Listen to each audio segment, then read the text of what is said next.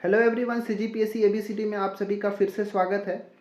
इस वीडियो के अंदर हम कलचुरी कालीन शासन व्यवस्था के जो महत्वपूर्ण पदाधिकारी होते थे उनको हम समझने की कोशिश करेंगे, मतलब जानने की कोशिश करेंगे कि कौन से विभाग का प्रमुख को क्या कहा जाता था।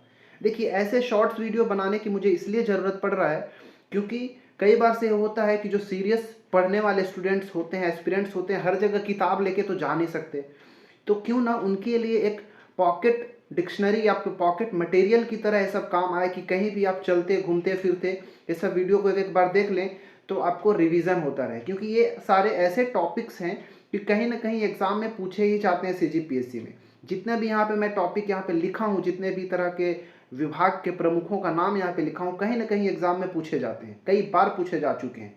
ठीक है, तो इसलिए मैं सबको सोच रहा हूँ कि क्यों ना आपको एक 2-2 मिनट 5-5 मिनट का ऐसे ही बना दूँ ताकि आप घूमते फिरते चलते कहीं भी आप एक बार रिवीजन कर लें, ताकि अलग से इसको पढ़ने की जरूरत ना पड़े ज़्यादा टाइम देके। ठीक है, तो चलिए इसमें हम देखते हैं कि कलचुरी कालीन शासन व्यवस्था में जो विभिन्न विभिन्न विभागों के प्रमुख को क्या कहा जाता था। देखिए, छत्तीसगढ़ में जो कलचुरी प्रशासन व्यवस्था थी, कलचुरियों में राजतंत्र प्रचलित था। ठीक है, कुछ कुछ फैक्ट याद रखिएगा। राजतंत्र प्रचलित था और प्रशासन में राजा को जो मंत्री होते थे जनरली उनको अमात्य कहा जाता था। ठीक है, जो उनकी सहायता प्रदान करने का कार्य करते थे। ठीक है, अमात्य कौन थे? तो ऐसे मंत्री थे जो उनकी सहायता करने में मदद करते थे। ठीक है, याद रखिएगा ये सब। अब देखिए, जैसे राजा का जो उत्तराधिकारी होता था उसको युवराज कहा जाता था। ये कुछ कुछ है जिसको मैंने यहाँ पे नोट नहीं किया क्योंकि हम सब जानते हैं। और जो प्रमुख मंत्री होता था, मतलब मंत्रियों का जो प्रमुख होता था, जैसे मंत्री जो हो गए उनको अमात्य कह दिए, लेकिन इन मंत्रियों का भी जो प्रमुख होता था उनको महामात्य कहा जाता था। ठीक है, महामात्य, अमात्य में आगे महा लगा दिए तो महामात्य हो गया। इसी तरह जो सचिवालय का जो प्रमुख होता था उसको कहा जाता था महाध्यक्ष कहा जाता था। तो ये सब जो मैंने अलग से लिखा इन सबको आप याद रखिएगा, कुछ कुछ जो मैंने बोला। अब यहाँ पे देख लीजिए, इसको हम समझते हैं। मेन ये सब है जहाँ एग्जाम से पूछा गया है। तो संचार विभाग का जो प्रमुख होता था कलचुरी काल में उसको महाप्रतिहार कहा जाता था। ठीक है, याद रखिएगा। क्या महाप्रतिहार कौन था? तो संचार विभाग का प्रमुख था।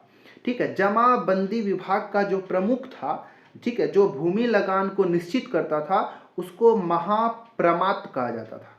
ठीक है, याद रखिएगा। फिर कर संग्रहण अधिकारी जो होता था उसको शौल्किक कहा जाता था। शुल्क, शुल्क से याद रखिएगा। शुल्क मतलब क्या है? टैक्स, एक तरह का किराया है। तो जो कर को संग्रहित करने के लिए जो अधिकारी होता था उसको शौल्किक कहा था, जो शुल्क से बनता है। अगला है नगर प्रमुख अधिकारी। ऐसा अधिकारी जो नगर का प्रमुख था उसको पूर्व प्रधान कहा जाता था। ग्राम प्रमुख अधिकारी को ग्राम कूट कहा जाता था।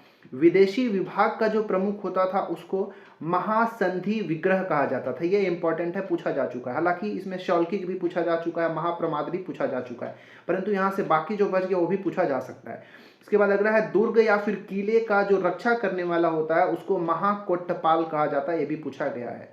अगला है धार्मिक विभाग का जो प्रमुख होता है, ठीक है, इसके अधीन दान पत्र लिखने हेतु धर्म लेखी का कार्य करते थे। ठीक है, तो धार्मिक विभाग का जो प्रमुख होता है उसको महापुरोहित या फिर महाधर्म कार्णिक कहा जाता था। इसके बाद आया मुख्य कोषाध्यक्ष। जो मुख्य कोषाध्यक्ष होता था उसको महाभंडागारिक कहा जाता था। क्या? महाभंडागारिक। इसके बाद राजस्व विभाग का जो प्रमुख होता था उसको महाक्ष पटलिक कहा जाता था। महाक्ष पटलिक। न्याय अधिकारी जो प्रमुख होता था उसको दांडिक कहा जाता था। ठीक है, चलिए आगे देखते हैं।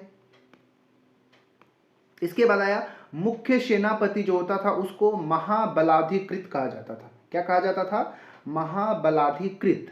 यातायात प्रबंध अधिकारी को ग्रामागमिक कहा जाता था। वहीं राज्य का जो ज्योतिषी होता था उसको नैमित्तिकी कहा जाता था। तो ये कुछ इंपॉर्टेंट कलचुरी कालीन शासन व्यवस्था के विभागों के मंत्री थे जहां से एग्जाम में पूछे गए हैं और पूछे जाते हैं, तो इसको आपको याद रखना है। ठीक है, बस इस वीडियो में इतना ही। मिलते हैं किसी और वीडियो में। पढ़ाई कंटिन्यू रखें। धन्यवाद।